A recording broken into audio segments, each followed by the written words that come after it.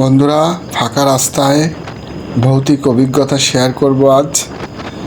গতকালকে রাত 1টার দিকে ফিরছিলাম, গুনারিতে গেছিলাম নিমন্ত্রণ খাওয়ার জন্য। নিমন্ত্রণ খেয়ে বাড়ি ফেরার পথে এই ঘটনাগুলো আমাদের সাথে ঘটে। আমার সঙ্গে আমার ছোট ভাই ছিল, ও আর আমি ফিরতেছিলাম। রাত তখন 1টা বাজে। পুরো রাস্তায় কোনো লোক নাই এবং একদম ফাঁকা, গাছগাছালিতে আটা। তো আমাদের সাথে একের পর এক বিশ্রী ঘটনা ঘটে। তো আপনাদের কাছে আজকে আমি সেটাই শেয়ার করব। কনকনে শীত, সাথে হচ্ছে শস্য বাতাসের শব্দ, আর কিছুক্ষণ বাদে একটা বিকট ভৌতিক শব্দ হচ্ছিল, যেটা আসলে ভয়ে গা হিম হয়ে যায় এরকম বিষয়। তো আমি আমার ছোটো ভাইকে বলছিলাম যে ক্যামেরাটা ধরে রাখ, বলা যায় না এই রাস্তায় কী হয়। আর এখন সময় খারাপ, 2024 সালের শেষের দিকে। এখন দেশের অবস্থা খারাপ, চোর ডাকাত অভাব নেই। ফাঁকা রাস্তায় কী হয় না হয়, এজন্য ওকে বলছিলাম ক্যামেরাটা ধরে রাখ। ফোন ক্যামেরাটা আমাদের সাহস জোগাচ্ছিল, কিন্তু আসলে আমাদের সাথে আজকে যা ঘটে সেগুলো আমি আপনাদেরকে দেখাবো। ফাঁকা রাস্তায় কোনো লোক নাই। দেখেন, এই রাস্তায় শুধুমাত্র এতক্ষণ গাড়ি চালানোর পরে 2টো কুকুর দেখতে পেলাম। আর এরপরে আপনাদের দেখাবো, এখন রাত 1টা বাজে। এই যে আমি স্লো করে দিলাম, দেখেন এই যে একটা বয়স্ক মহিলা রাস্তা দিয়ে হেঁটে যাচ্ছে। এখন রাত 1টার সময় একা হেঁটে যাচ্ছে। আমাদের সাথে এর পরে যে ঘটনাগুলো ঘটবে সব উইয়ার্ড। একটা ঘটনাও আশা করিনি আমরা। দেখেন সামনে, প্রথমে মনে করছিলাম মাতাল, সেভাবে তোয়াক্কা না করে এগোয়ে গেছিলাম, কিন্তু এটা মাতালই ছিল। হর্ন দিচ্ছি, সরতেছে না। তারপরে হয়তো ছিনতাইকারী হবে। তারপরে গাড়ি নিয়ে আমরা চলে আসলাম। গাড়ি বন্ধ করি নাই, ওইভাবে পিকআপে রেখে টান দিয়ে চলে আসছি। তো বন্ধুরা, এখন পর্যন্ত যা ঘটছে স্বাভাবিক পর্যায়ে আছে, কিন্তু আমরা এই রোডটা ক্রস করার পরে আমরা মেইন রোডে উঠব। এই যে আমরা মেইন রোডে উঠে গেছি, এখনই আমাদের সাথে একটা ভৌতিক ঘটনা ঘটবে, সেটা আমি আপনাদেরকে দেখাবো। আমাদের ক্যামেরায় ধরা পড়ছে। এটা একটা ফাঁকা রোড। এই রোডের আশেপাশে কোনো গাছও নাই, কোনো বাড়িও নাই। রাস্তায় দূরে 1-2টা গাড়ি দেখা যাচ্ছে, আবার কাছে গেলে গাড়ি হারায় যাচ্ছে। তো বন্ধুরা, আমরা খুব ভয় পাচ্ছিলাম। সামনে দেখেন, এই যে আরেকজন লোক আমাদের হাত দিয়ে থামার জন্য ইশারা করতেছে, কিন্তু আসলে আমরা অনেক দূরেই দাঁড়াইছি। তারপরে দেখেন কি ঘটে। কি ছিল এটা? আমি আর আমার ভাই এমন দৃশ্য দেখার পরে পুরো ভয়ে জমে গেলাম। এমন একটা অবস্থা, কি করবো, পিকআপ রেডি ছিল, কোনো রকম নিজেকে কন্ট্রোল করে টেনে চলে আসলাম বাড়ি।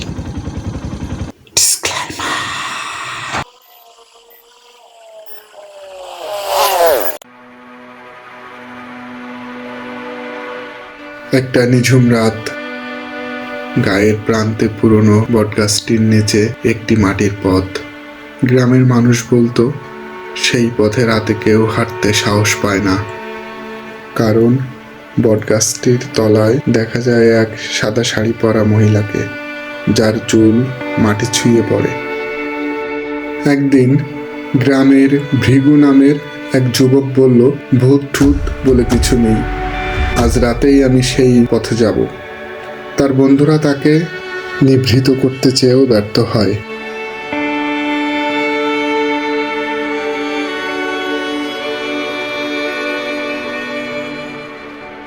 রাত 10টা, চাঁদের আলোয় আলোকিত পথ।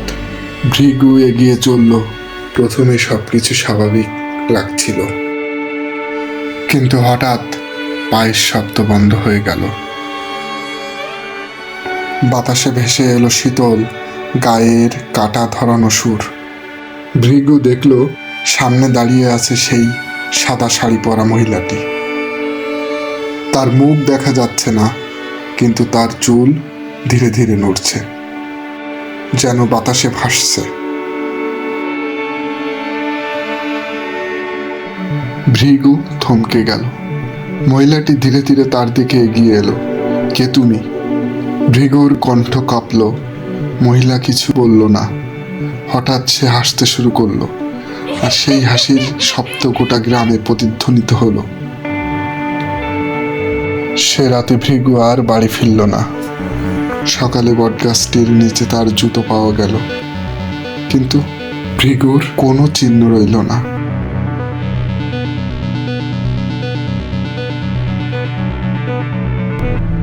সকালে গ্রামে চাঞ্চল্যের সৃষ্টি হলো। ভৃগুর জুতা পড়ে রয়েছে, অথচ তার কোনো খোঁজ নেই। গ্রামের মানুষ দল বেঁধে বটগাছের তলায় গেল।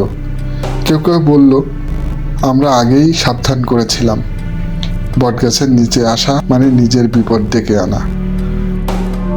সকলে ভৃগুর সাহসকেই দোষারোপ করল। তারা কেউ নিশ্চিতভাবে বলতে পারল না কি ঘটেছে।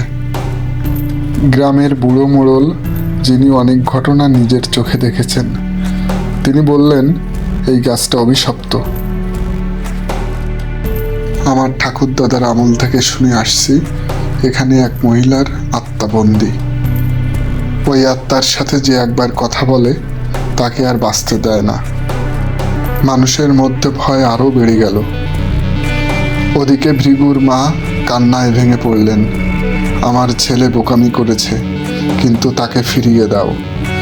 তিনি বটগাছের নিচে এসে হাত জোড় করে প্রার্থনা করলেন।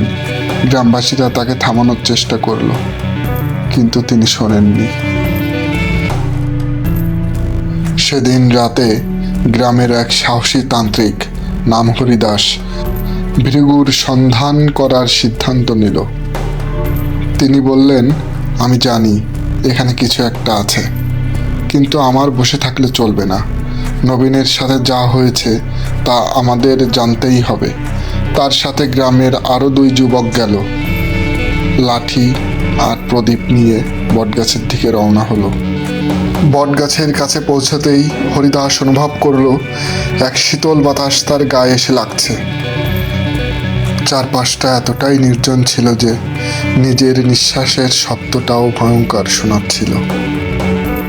তারা প্রদীপের আলোয় অবয়বটিকে খোঁজা শুরু করলো, কিন্তু গাছের চারিপাশে কয়েকবার ঘুরেও কিছু পেল না। হঠাৎ এক যুবক সজোরে চিৎকার করে উঠল, ওই দেখো!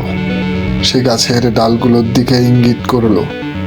সবাই তাকিয়ে দেখল একটা সাদা শাড়ি পরা ছায়া গাছের ডালে বসে আছে। ওই ভয়ঙ্কর মহিলাটিকে এবার স্পষ্ট দেখা গেল। তার চোখ দুটি আগুনের মতো জ্বলছে।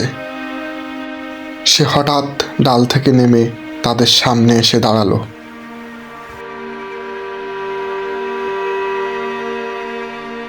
হরিদাস তান্ত্রিক সাহস করে বলল, তুমি কে?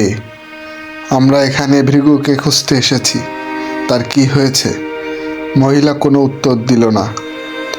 তার পরিবর্তে তার হাসি শোনা গেল, আর সেই হাসি এমনভাবে চারিপাশে প্রতিধ্বনিত হলো যেন অজস্র গলা এক সঙ্গে হাসছে।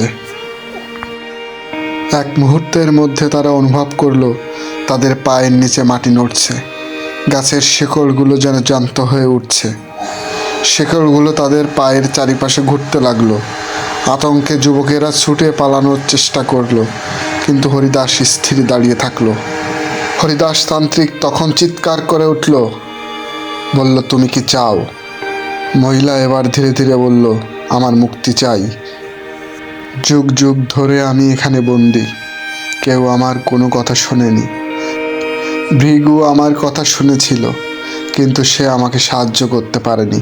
হরিদাস সাহস করে জিজ্ঞেস করলো, তোমাকে কিভাবে মুক্তি দেব? মহিলা তখন আঙুল তুলে বটগাছের শিকড়ের দিকে দেখালো। এই গাছের নিচে লুকিয়ে রয়েছে আমার জীবন। এই গাছ ভেঙে ফেলে আমাকে মুক্ত করো। পক্ষান্তরে হরিদাস বলল, আমি তোমাকে মুক্ত করতে পারি, হে পিশাচ, যদি কিনা তুমি ভৃগুকে ফেরত দাও। রাক্ষসী মহিলাটি রাজি হয়ে গেল। তখন হরিদাস তান্ত্রিক তার 2 সহযোগীর সহযোগিতায় গাছটিকে উপড়ে ফেলে পিশাচিনীকে মুক্তি দিল, আর পিশাচিনী ভৃগুকে ফেরত দিল। তখন হরিদাস তান্ত্রিক ভৃগুকে নিয়ে তার মায়ের কাছে পৌঁছে দিল। তার মা ভৃগুকে পেয়ে আনন্দে আত্মহারা হয়ে গেল। তারপর থেকে ওই গ্রামে আর কখনো ভুতুড়ে ছায়া দেখা যায়নি, কেউ কখনো আর ভয়ের সম্মুখীন হয়নি। বন্ধুরা, এমন গল্প আরও পেতে চ্যানেলটি সাবস্ক্রাইব করে দিন। Thank you.